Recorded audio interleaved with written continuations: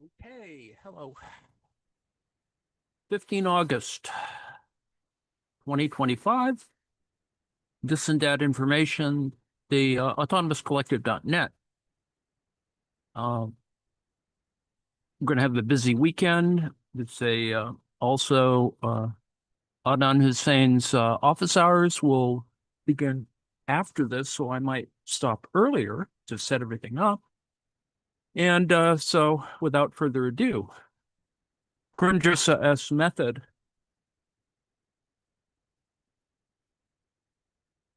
An article by Paul Stassi.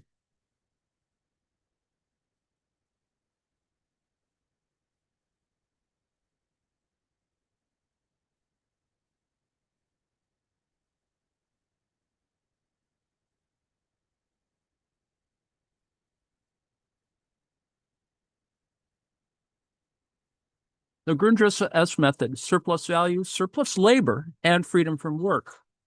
This is the abstract. A close reading of select passages from the Grundrisse suggests that the precise way in which Marx turns Hegel on his head is to note how the imminent unfolding of capital's logic in the world creates a set of real-world determinations that are then the proper sphere of human activity. The dialectic shifts in Marx's understanding of surplus, that is, from surplus value to surplus labor, to the leisure time that allows for the critique of capital, illustrate how an immanent law of capital's unfolding generates the real-world conditions for immiseration as well as the potential for liberation. This potential, realized in the much-discussed possibility of automation, can only emerge, however, through political struggle. It will not happen on its own. Of the many crises of capital, both present and anticipated, one of the most widely remarked upon is the coming of automation. Modern-day Paul Revere's of all political persuasions warn us that machines are coming to take our jobs. Many on the left, I think, correctly see this as an opportunity, one anticipated by Marx's famous fragment on machines, where the increasing productivity of machines creates the conditions for a far-reaching liberation from work. This fragment has occasioned much controversy, and it is not my interest, that is Paul Stassi's interest, to rehearse these debates here. A few words, though, must be said at the outset about the place of the fragment, and in particular, its notion of the quote-unquote general intellect. I've mentioned this before. In contemporary Marxist and post-Marxist accounts of the conditions of the late 20th and early 21st century capitalism.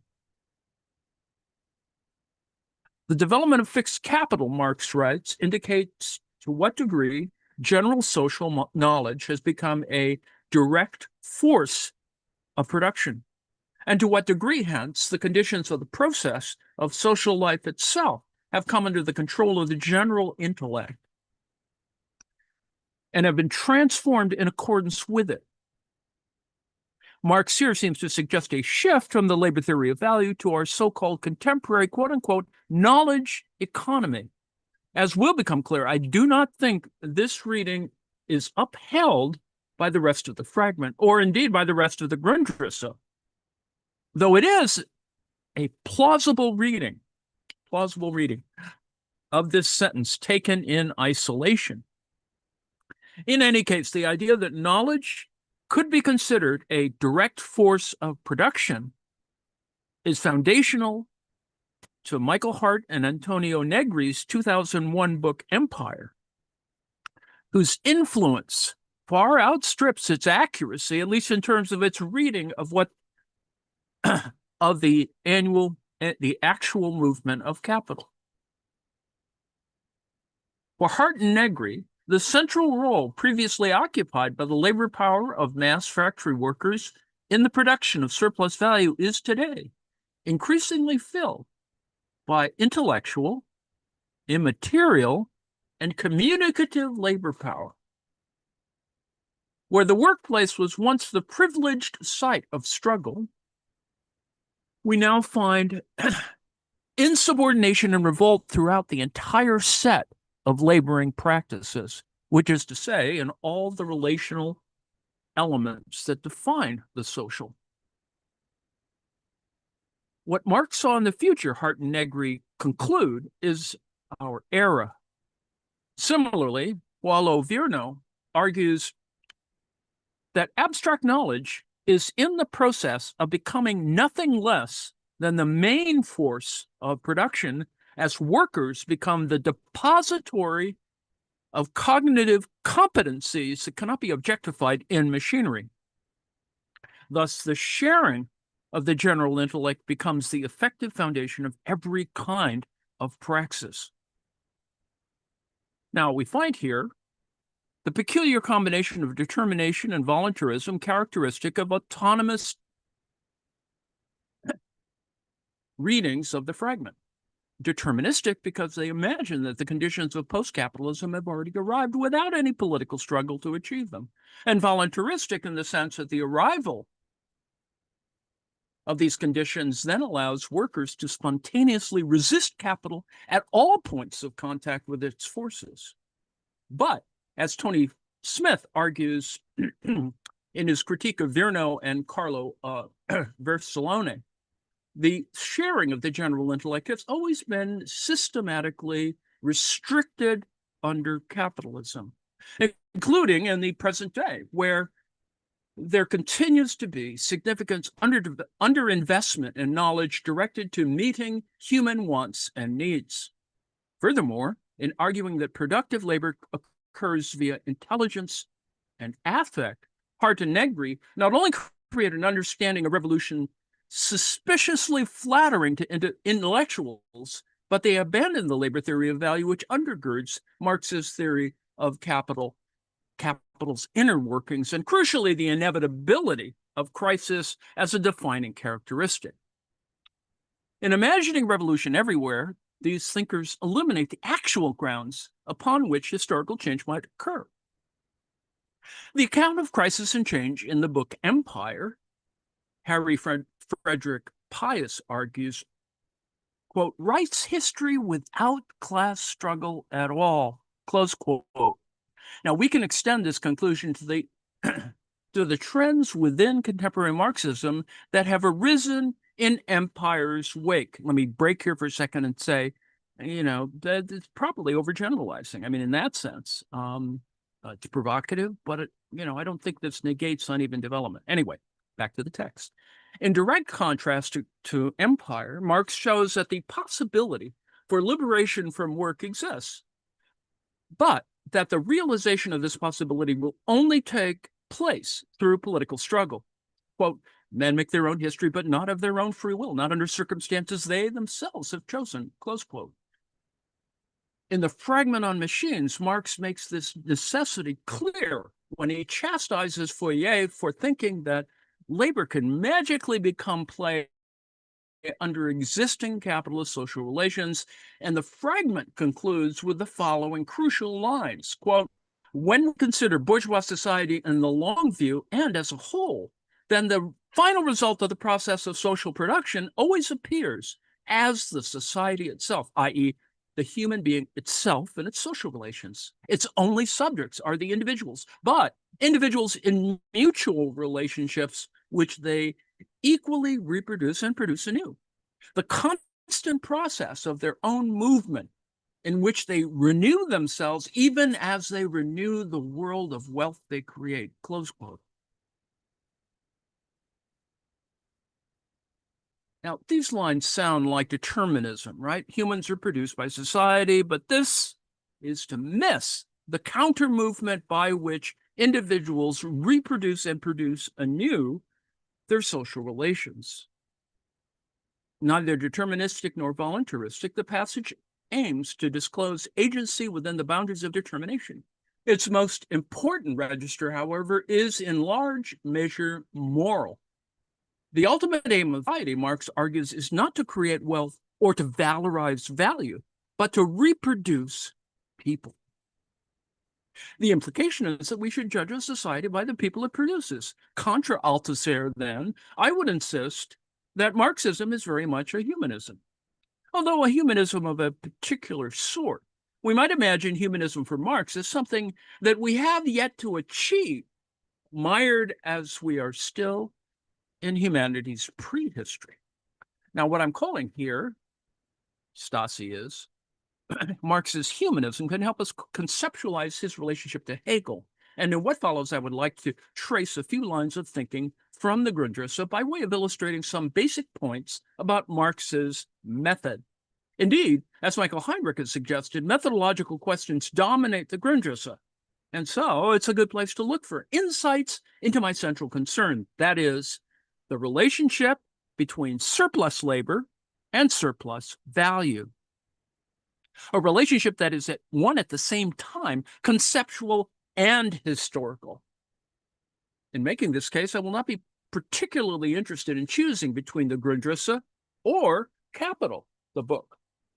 I think it's relatively obvious that the Grundrisse are notes that some of Capital's key concepts, notably abstract labor and socially necessary labor time, are not entirely worked out. And yet it is equally clear that the text brims with insight into many areas of thinking, broadly congruent with what we have come to call,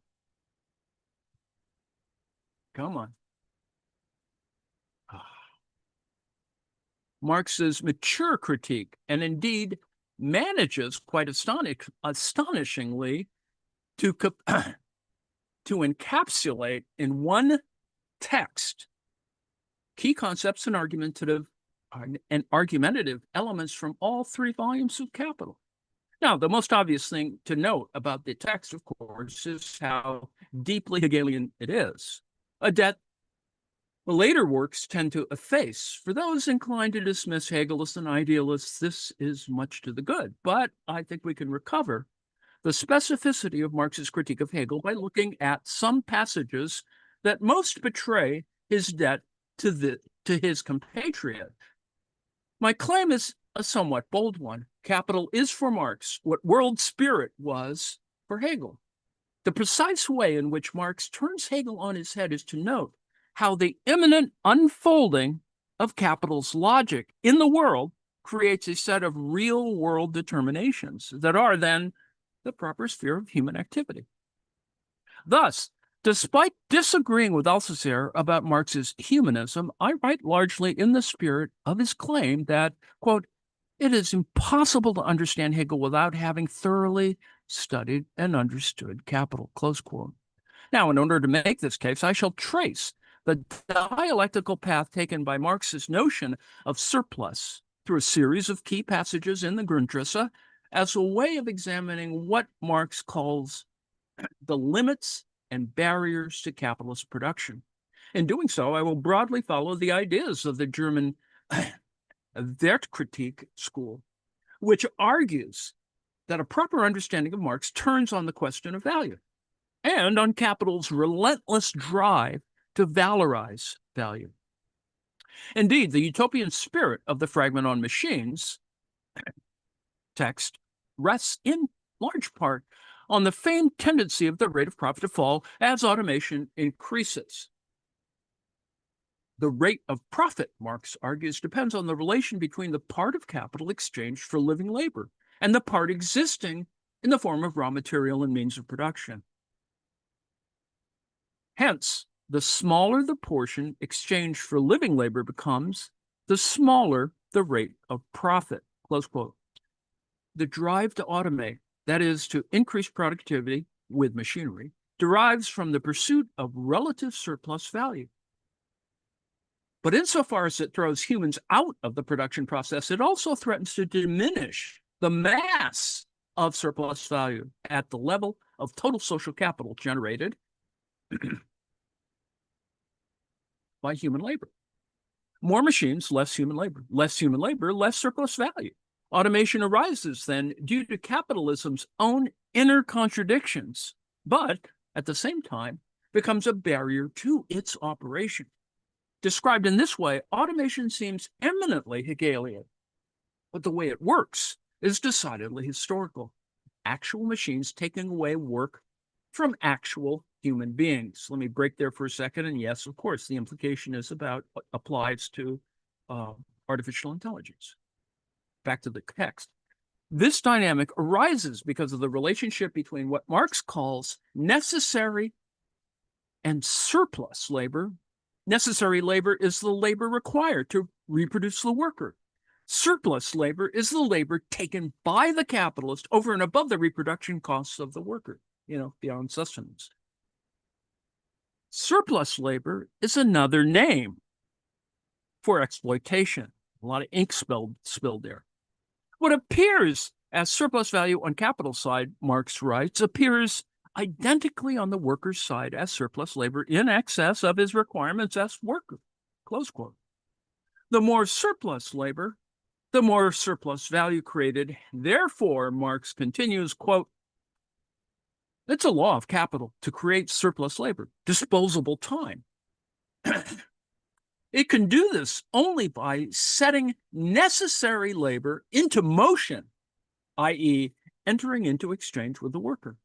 It is its tendency, therefore, to create as much labor as possible, just as it is equally its tendency to reduce necessary labor to a minimum.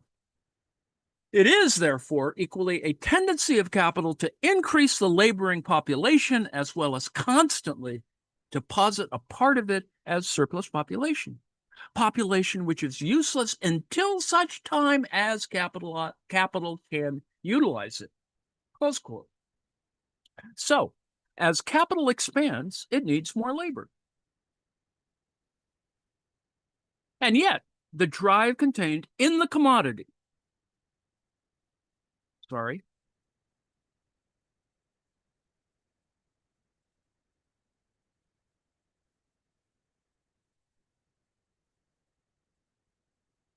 as capital expands, it needs more labor. And yet the drive for relative surplus value forces the capitalist to reduce the labor contained in the commodity. Now, this contradictory tendency produces the so-called reserve army of the poor, workers thrown out of production who nevertheless remain available. So should capital require their services? The disposable time of surplus labor is, in this passage, a synonym for precarity. Quote, to the development of surplus labor, Marx writes, corresponds to that of the surplus population. Only in the mode of production based on capital does pauperism appear as the result of labor itself. Are there no workhouses? Close quote. At the same time that surplus labor describes precarity, or what Marx calls virtual pauperism, it also produces luxury, as Marx notes in one of the many remarkable footnotes. The creation of surplus labor on the one side corresponds to the creation of minus labor, relative idleness on the other. This goes without saying as regards capital itself, but holds then also for sorry.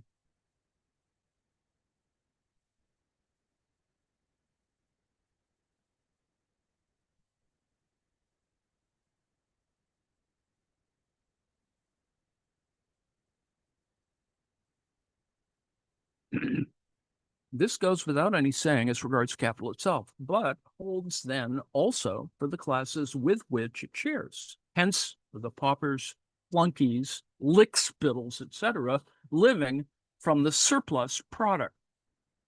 In relation to the whole of society, the creation of disposable time is then also creation of time for the production of science, art, etc. The course of social development is that because one individual or class of individuals is forced to work more than required for the satisfaction of its need, because surplus labor is on one side, therefore not labor and surplus wealth are posited on the other. In reality, the development of wealth exists only in these opposites. In potentiality, it's developed as its development is the possibility of the suspension of these opposites, close quote. Now, the brilliance of this passage turns on the way in which lickspittles and flunkies become scientists and artists. Yes, each depending in distinct yet related ways on the labor of others. Surplus and necessary labor are not, then, only the antithetical aspects of one worker's day. They are, at the same time, structures of a society dedicated to the production of surplus value. Again, we see how an immanent law of capital, the divide between necessary and unnecessary parts of the working day, becomes an external condition in which capital operates. And this external reality then blocks the potential for freedom latent within this form of social organization. Now, this happens in part because of the way capitalism generalizes its specific demand for surplus labor into a generalized social requirement, one with objective and subjective elements. Quote, the great historic quality of capital is to create this surplus labor. Superfluous labor from the standpoint of mere use value, mere sustenance, and its historical destiny is fulfilled as soon as, on one side, there has been such a development of needs that surplus labor above and beyond necessity has itself become a general need, arising out of individual needs themselves. And on the other side, when the severe discipline of capital has developed general industriousness as the general property of the new species, close quote. Now, surplus labor is, as we've seen, the labor that transcends necessity. It is, first of all, surplus value, but implied here is the result of that surplus value. Commodities, and in particular, unnecessary commodities. When individuals desire more things, and when, on the other hand, capital has indoctrinated them into a work ethic that Marx and, of course, E.B. Thompson, among others, suggests newly freed proletarians resisted at every turn, then general industriousness becomes a property of the species. A new human is born, one simultaneously dedicated to work and to the luxuries commodity production affords. You could have it both ways. In this passage, Marx outlines the construction of artificial needs characteristic of developed commodity capitalism, as well as the social order that supports them. But Marx doesn't stop here. Quote, finally, when the development of the productive powers of labor have flourished to the stage where the possession and preservation of general wealth require a lesser labor time of society as a whole, and where the laboring society relates scientifically to the process of its progressive reproduction, then capital creates the material elements for the development of the rich individuality, which is as all-sided in its production as in its consumption, close quote.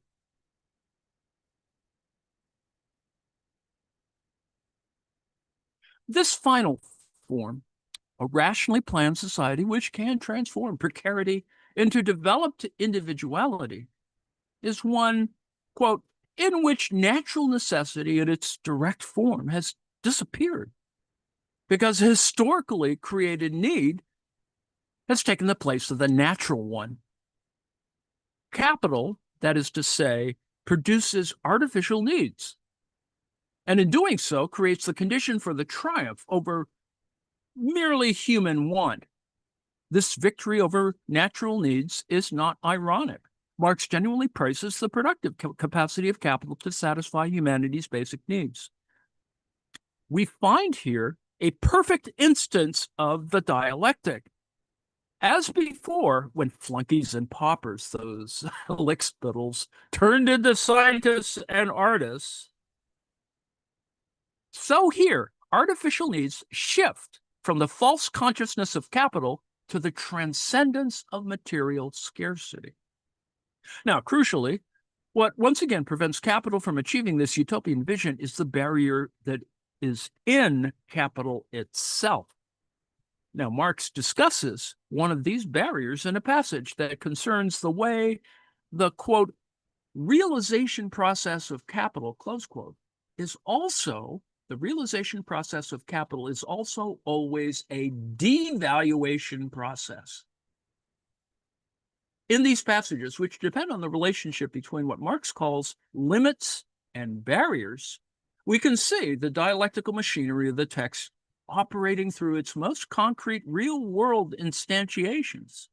Now, I don't think that Marx uses the two terms with complete consistency, but it is my sense that when he says limit, he generally refers to a law internal to capital, whereas barrier usually refers to an external condition. Now, what capital tends to do is posit every such limit as a barrier, and in this way get ideally beyond it. But it does not by any means follow that it has really overcome it. Now, let me break here for a second. And yes, it could be something like false consciousness. Let's get back to the text.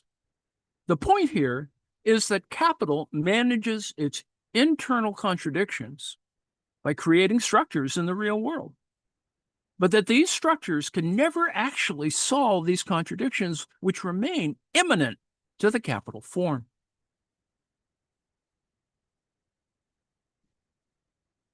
In the particular context, I would like to focus on Marx's shifts from the world of production to circulation, and, in doing so, shifts from what seems internal to capital to the world in which capital must, to its great shame, exist. So, inside the production process, Marx writes, realization appears as totally identical with the production of surplus labor. In production, in other words, value is imagined to be part of the product itself. But of course, value doesn't actually exist anywhere. As a social abstraction, value only exists when it is realized, a simple fact that generates a set of real-world problems that lead directly to devaluation.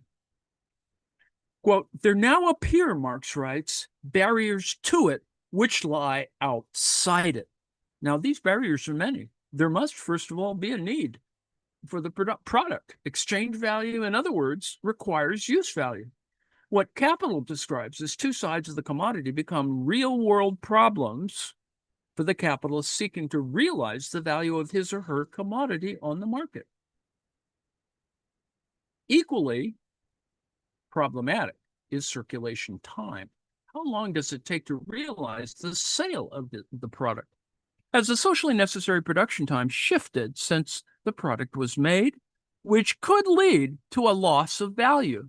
And if the product needs to be purchased, it then requires the creation of surplus value at another point for which it may be exchanged.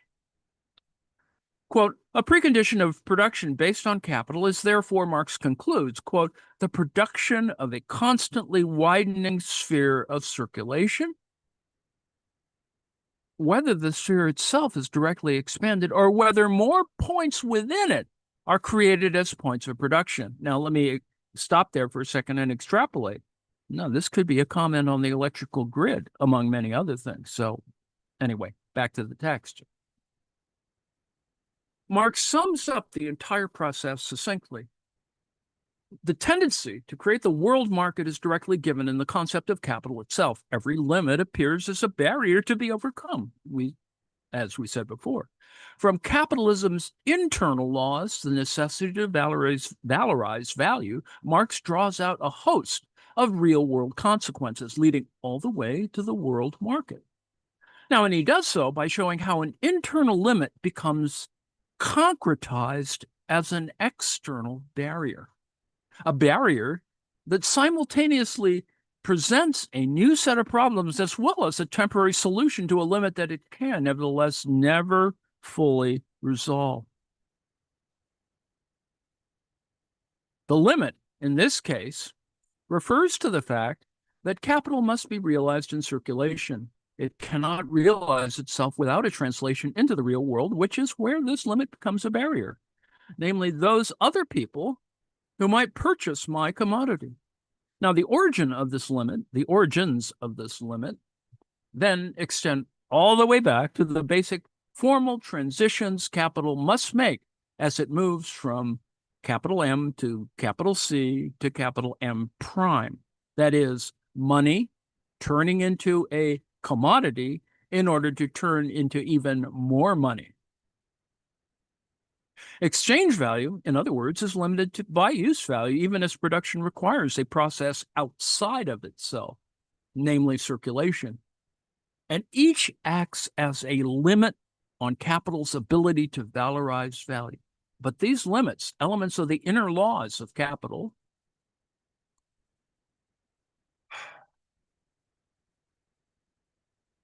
are overcome. These limits are overcome by a set of external conditions, trade routes, world markets, globalization, that are simultaneously ways for capital to transcend those limits, and yet, at the same time, barriers to its realization. The more external points capital requires for its realization, the more the chance of a breakdown occurring at any point. Supply chain, right? The more the system is prone to crisis. We're not far here from Hegel's world spirit, externalizing itself in the object world only to be recuperated once again as the self-consciousness of the philosopher. Indeed, capital shares with the world spirit, Hegel's world spirit, a universalizing drive. Its civilizing influence forces all earlier stages of human society to appear as mere local developments. It does so by transforming the human relationship to nature. It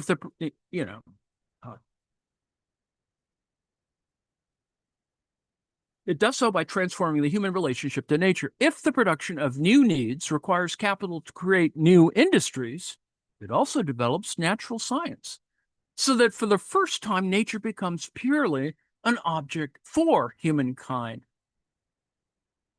Purely a matter of utility ceases to be recognized as a power for itself. Already, we can see the dialectical turn so that scientific developments shift into utility, sort of the Anthropocene beyond, or even the Capitalocene.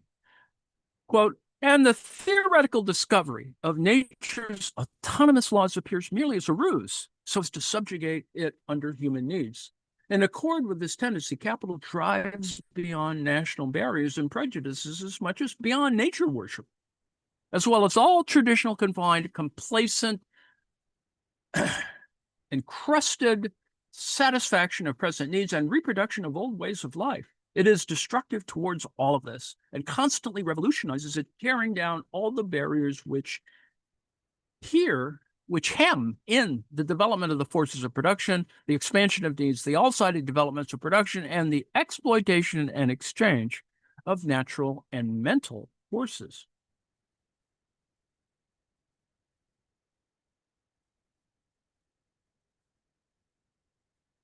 We might mourn the traditional but,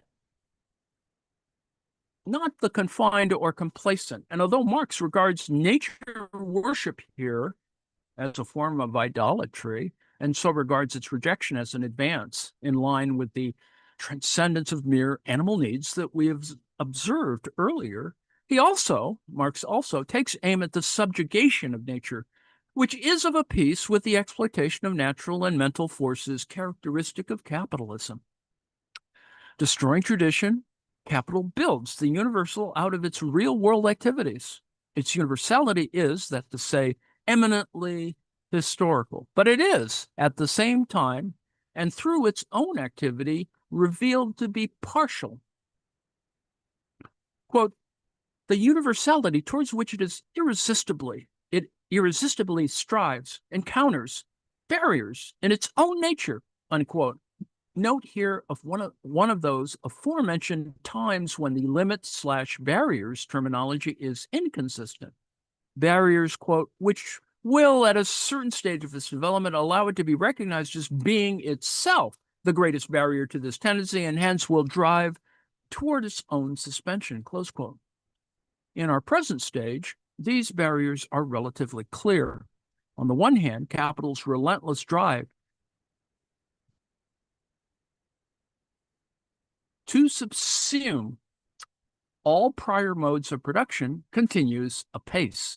On the other hand, there are a number of factors internal to capitalism that resist the process. We might think of here of Andre Gunder Frank's famous quote, development of underdevelopment. That is the process by which capitalists consciously and deliberately prevented certain areas of the world from industrializing, north versus south. Or we can consider the specter of urbanization, untethered from development, characteristic of what Mike Davis, the late Mike Davis, has named the planet of slums, itself a legacy of the colonial world described by Frank. Or there's the recent reconsideration of the long history of the workers' movement by the Endnotes Collective. Quote, a history of separation, unquote, whose central contention is that it was capital's atomizing features, not the cooperative aspects of work in the factory, that would prove dominant over the course of the 20th century. Now, all of these thinkers describe what Ernest Lohoff terms capital's asocial sociality, the way an increasingly unified world market nevertheless also produces fragmentation. This is, one example. Let me break here for a second. This is what flexible production disintegrates within the context of globalization. Anyway, back to the text. What is important to note here is that each of these barriers to universality are of obvious use to capital, not least in the ways they divide the working class. But in destroying the very idea of the social, capital reveals its own indifference to the civilization on which it nevertheless relies. Each of these barriers to universality are then, at the same time,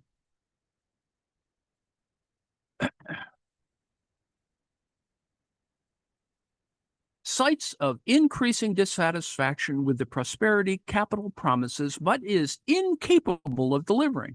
They are sites, that is to say, of potential disruption, but a potential that will only be realized by human action. But the biggest threat to capital has been and remains capital itself. As Lohoff argues, a society that actually sought to drive absolutely every expression of life through the needle's eye of the exchange of equivalents would become incapable of self-reproduction. Now, to mollify its own most destructive tendencies, capital has always relied on various outsides to its relentless drive to valorize value. The pre-capitalist societies that exploited during its development the realm of social reproduction and, until relatively recently, the welfare state. If the welfare state once seemed necessary, its expense, according to Lohoff, considered to be part of the future, as well as the current costs of enabling the productive exploitations of labor power, the retreat of the welfare state in our current moment suggests that from the standpoint of capitalism, these costs have become misallocated resources since the production process has become unwilling, indeed unable, to absorb the reserve army of the poor back into its arms. The permanent marginalization. Our present moment, then, is one of intensification of a series of crises endemic to capital. Rising inequality, the manifest impossibility of capitalism to deliver prosperity to all, but a tiny fraction of humanity, and an increasingly evident ecological crisis that provides the most severe barrier to its own reproduction that capital could possibly generate. Now, once again, we can see the Hegelian logic at work as capital's own unfolding produces the most extreme barriers to its own development. Only the final stage, that is, the recuperation by a self-conscious humanity able to recognize these barriers as limits, i.e., as imminent to capital itself, has for Marx yet to occur. Now, to return then to the machines, it's clear that the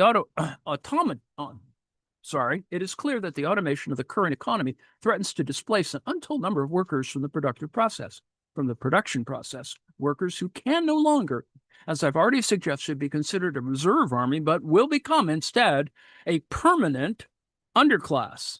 As Joan Robinson quipped long ago, the misery of being exploited by capitalists is nothing compared to the misery of not being exploited. But just as the disposable time of surplus labor was transformed into the production of science and art, so too does automation create the material elements for the development of the rich individuality Marx foresaw when he imagined a communist society where nobody has one exclusive sphere of activity, but each can become accomplished in any branch he wishes, close quote. Now, a society where it was possible to, quote, yes, hunt in the morning, to go fishing in the afternoon, to do cattle breeding in the evening, to criticize after dinner, close quote. The phrase material elements is precise. Elements do not lead to any particular outcome on their own.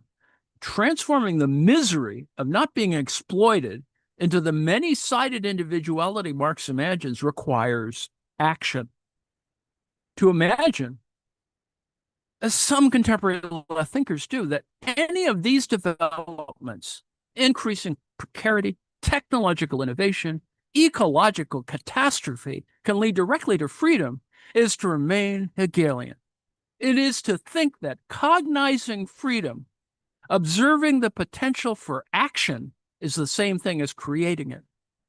Now, left to its own devices, capital can never produce freedom. It's only more destruction. The recuperation that Marxism requires is then historically grounded, which is to say, political.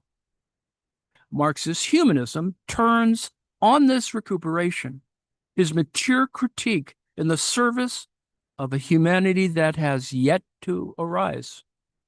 And I would assert this is a good polemic and an interesting one, and I chose it because it was short. It gives me the time to prepare for the next sequence, but also to remind you that there's some fundamental issues, and we're reminded of them, of the possibility.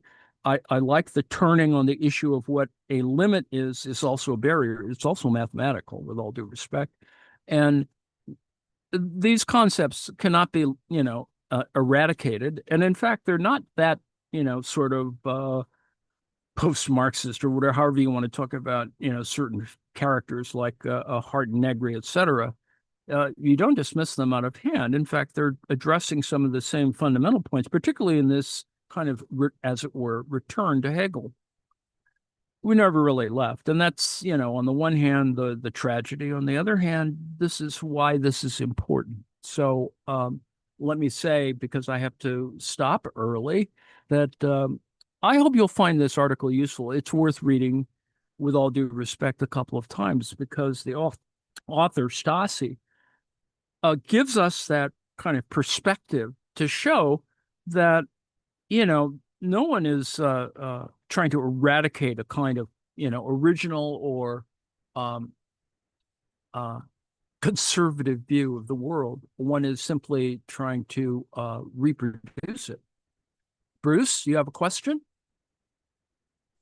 Yes, hi, Ann. I want to go back to that line where you said worship of nature is idolatry. So Marx said that? Yeah, but he's talking about a process where idolatry, that's just one stage. Yeah, I just wonder, because what if it was because there was a lot of effort back in those days to get people out into nature to counteract the evils of industrialization. Right. That's the 19th century. Yes. That's, the return to nature, which is also evokes a nostalgia for a period when the worship of nature was more original or authentic. Did that make sense?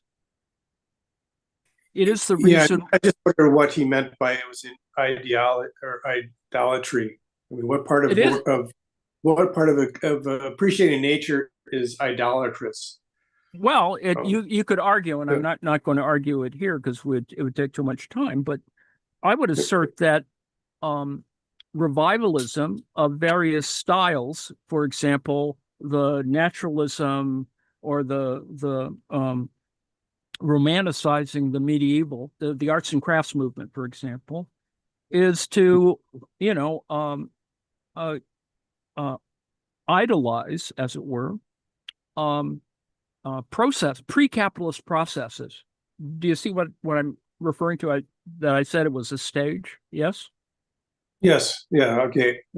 Right. I get that. Oh, I mean, going back to pre-industrial. Right. Utopian Um, socialism is, or right. various versions of utopian socialism are that same nostalgia for that kind of thing. Okay. All right. I see. Okay. He doesn't want to achieve idolatry. He's just simply showing that it did exist before. It is part of how commodity fetishism arises, but it's also Eh, acknowledge that it's only part of a process of trying to right. achieve general intellect or whatever. He's not rejecting nature. No, no, no, absolutely not. It is Okay. seeing it in its place. But it's true. I think it can be, you could carve out that little quote and say, well, you know, um, he's contradicting himself. I don't think he is. Okay. I got it. I think I understand. Thanks. I think the overall view of this kind of issue of history is that capitalism's not a very good thing, and it steals our humanity, whatever that might be, and that what Marx is trying to say is we can recover that with kind of better consciousness, but it requires a kind of historical awareness of how we got there. Does that make sense? Oh, yes. That's the kind of point of historical materialism, for example, is that you sort of understand, oh, geez, we're polluting, it's that whole thing of awareness of ecological matters that Engels looks at in the 19th century after Marx. Mhm. Okay. All right. Thanks, Ann. Yeah, I don't, you could say that it demonizes nature, but I mean, that's one way to look at it, but I don't think that's the way that Marx is looking at it. Marx is saying we're going to transcend this, and that he's identifying an earlier period where nature was idolized, you know, uh, was formed Mhm. into a kind of idolatry. And we often return to it, right? I mean, a part of our imaginations, appreciate that, right? Right. That we're often attracted to childlike narratives or whatever, and But that could be yeah, in entertaining. hindsight, people, yeah, pre-industrial people didn't know that they were being romanticized in the future. You know, or, they Well, that's how colonialism works. It's just right. these people don't know sort of might not realize, at least at the front end, that they're being enslaved, which Yeah, hindsight's a wonderful thing. indeed. I'll give you a current one because I was looking up something, and there is actually, one of the tenets of a certain brand of Christian nationalism uh, tries to concretize the family in such a way that women don't have to vote, right? Right. I saw that quote. Yeah. And but there's a whole religion behind it. I mean, it and it's rationalized in a certain way. Um, well, it's not problematic. Women don't have to vote. The vote has been given to our household, and then the man, the patriarchy, organizes this, and the vote represents, a kind of conversation that you have that the man has with the rest of the family, right? Mhm. And Interesting. for some people, that's perfectly okay because the Bible condones that, right? Right. Anyway, yes, I digress. Okay. Let me stop and prepare us for Adnan Hussein's office hour, which comes at the top of the hour. So I'm going to shut off.